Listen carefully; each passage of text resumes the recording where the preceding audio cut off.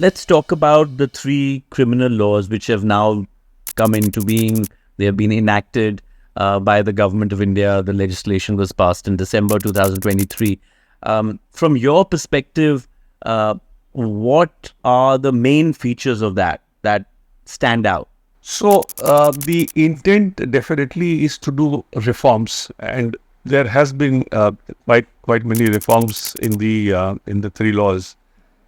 But again, in my view, and that's my very personal view, these laws have been rushed in, and for our the system, so to say, whether it be policing, prosecutors, and the defense counsel, the judges, to be sort of conversant with this law will take a long time.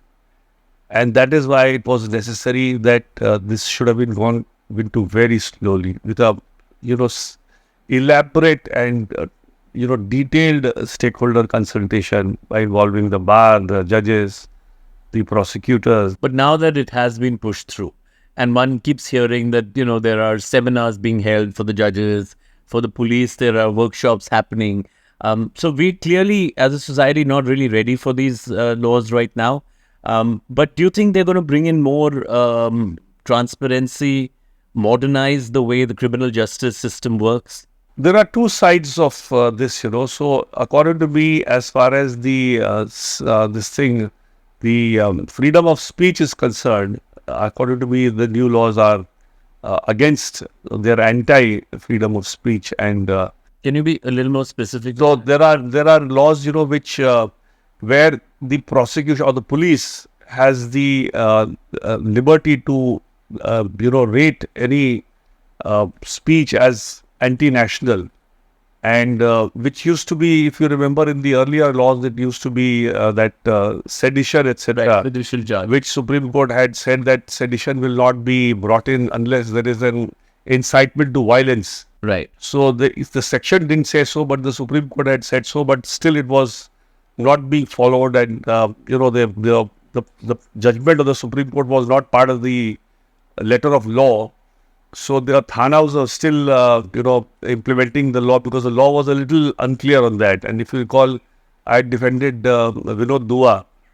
He had to face a criminal case in Shimla. Right. In his last days, where he was hauled up only because he said something in one of his, interviews or whatever he used to do. He used to do more of a private, this kind of a telecast.